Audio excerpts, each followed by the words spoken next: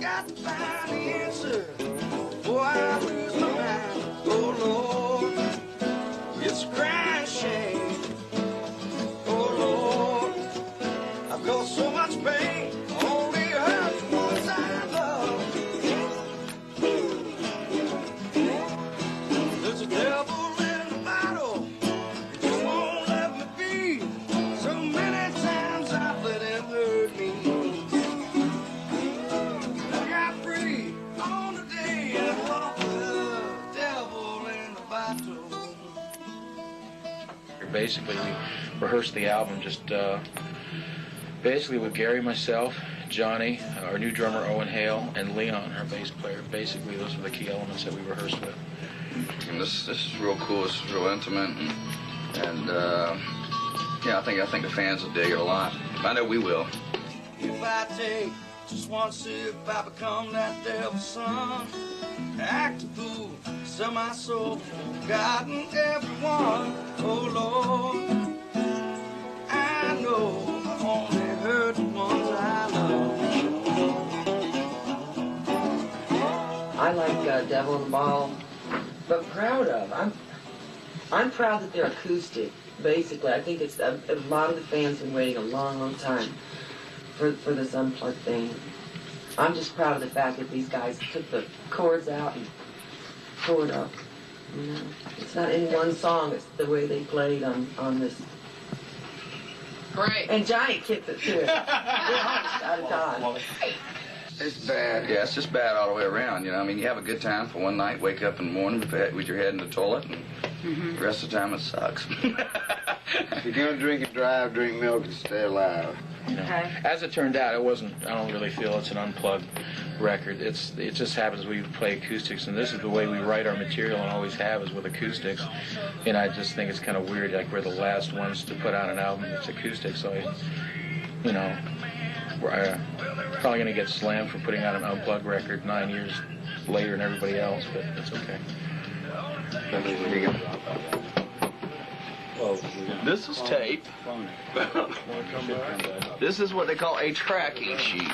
This is what we call joined at the head at birth. I mean, this album's something that I've wanted to do since I think joined the band. You know, for one thing, I can hear myself. I don't have to put up 3 guitar players.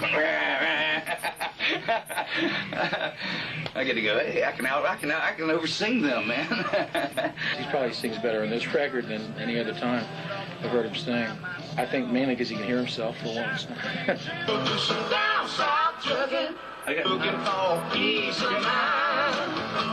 Are we going to do it? Is it getting there? Come down with them? We're not getting a compressor. Don't be late. Okay, it could be hot. You said now hurry on over, don't be late. I got 3 lovely ladies just one way. Down south you can. I think one of them, Heartbreak Hotel, is really killer to me. You know, and I mean, all of them are great, you know, but, you know, Heartbreak kind of just stands out because it's really fun. Who would think that we'd be doing an old Elvis song, you know? I get so lonely, baby. I get so lonely. I get so lonely, I could die. Oh. There's an art to interpretation, too, which is playing other people's material, which is a lot of really good session players. I mean, the guys that come in and record on other people's albums, they don't write. But they're interpreters of other people's music, which is in itself an art. How do you feel about this? Say it again. No, I was just asking you how you felt about this great vocal that I did. I Oh, thought it was really hot. Man, cool. I didn't even know you redid it till now. That's how much you listen to the vocal, man. Great. Well, I just here's my part. No, this is good. And how you like it? Sorry. He's the last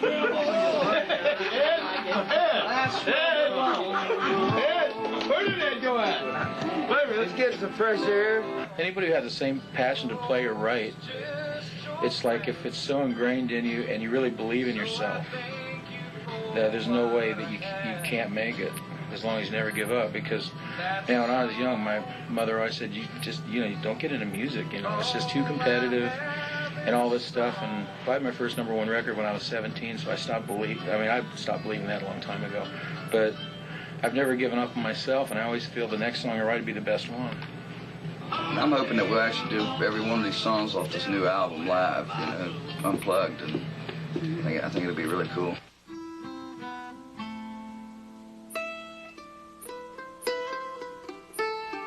We're looking forward to this tour. We're only actually doing, I think, what, 7 weeks, 8 weeks here in the States. Yeah. Being on stage is the most important part of it. Yeah. You're traveling and staying in hotels and crummy room 22 service. hours out of the day sucks. sucks, but the 2 hours that you're on stage makes up for all the rest.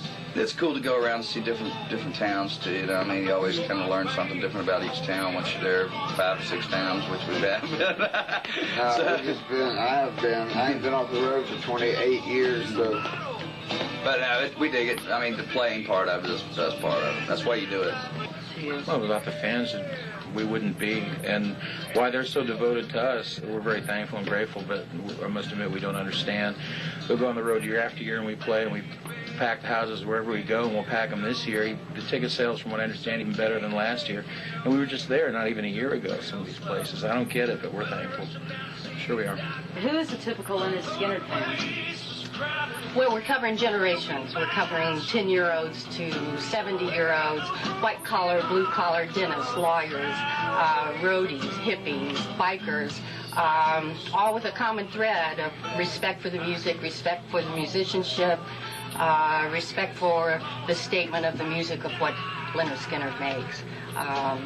The simplicity, the simple man concept, the getting a word across in a melody that is representative of the common man. What's the biggest thrill for you performing live?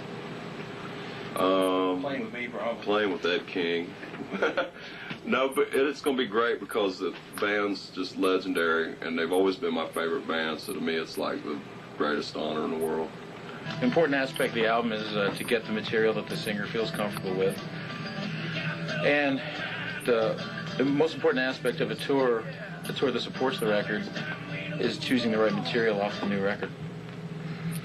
And do enough of the old material to make everybody happy, and trying to keep everything within about an hour and a half or 2 hours.